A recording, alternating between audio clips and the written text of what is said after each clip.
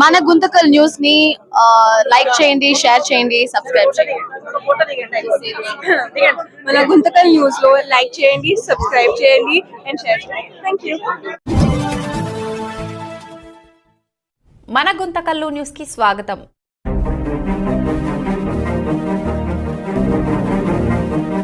గుంతకల్ పట్టణంలో Jio fibre network సంబంధించిన line కోసము గుంతకల్ పట్టణంలో మొత్తము ఎక్కడ చూసినా కూడా రోడ్లన్నీ గుంతలమయం కావడం జరుగుతుంది.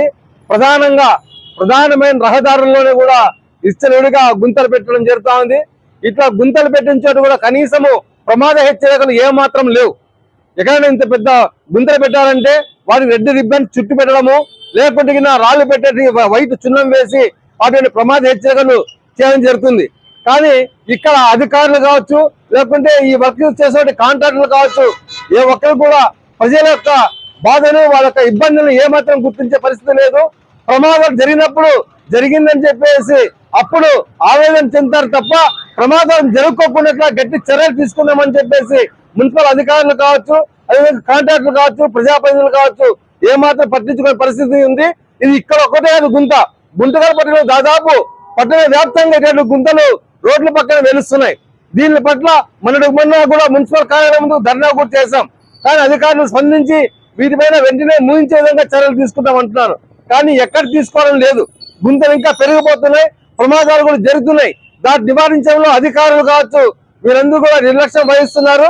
ఇప్పటికైనా అధికారులు వెంటనే స్పందించేసి ఎక్కడైతే ప్రధాన రహదారుల్లో రోడ్ల పక్కన గుంతలు తీశారో అటువంటి గుంతలకంతా ప్రమాద హెచ్చరికలు కూడా రెడ్ రిబ్బన్స్ కానీ చుట్టూ సేఫ్టీ రిబ్బన్స్ చుట్టి ప్రమాద హెచ్చరికలు ప్రజలకి కనబడే విధంగా చేయాలా. ఆ రకంగా చేస్తే ప్రమాదాలు జరగకుండా అవకాశం ఉంటుంది. వీటిపైన అధికారులు వెంటనే చర్యలు తీసుకోవాలని చెప్పేసి కోరుతున్నాం. లేని పక్షంలో మున్సిపల్ కార్యాలయం ముందు కావచ్చు, లేకుంటే ఈ యొక్క నెట్వర్క్ ఎక్కడైతే పనులు జరుగుతున్నాయో అటువంటి చోటే ఆందోళనకి సిపిఎం పార్టీ దిగుతుందని చెప్పేసి ఈ యొక్క అధికారులకు కావచ్చు, సంస్థకు కావచ్చు సిపిఎం పార్టీ హెచ్చరిక తెలియజేస్తున్నాం. గుంటూరు రోడ్ లో ఉంటానది నడి రోడ్డు, పెద్ద రోడ్డు. ఇంత దీంట్లో ఈ రకంగా ఉంటే ఏం పరిస్థితి? ప్రమాదాలు జరగవా? జరిగిన తర్వాత బాధపడితే ఏమొస్తుంది? కాలు వేసి జరిగిన తర్వాత లబ్బో దిబ్బో అనుకుంటే హాస్పిటల్ పోతారు, అప్పుడు సానుభూతి వ్యక్తం చేస్తారు. ఏం ఉపయోగం? అందుకోసం దీనిపైన వెంటనే చర్యలు తీసుకోవాలని చెప్పి సిపిఎం పార్టీగా డిమాండ్ చేస్తున్నాం. మొత్తం ఏ వచ్చినా లేదు.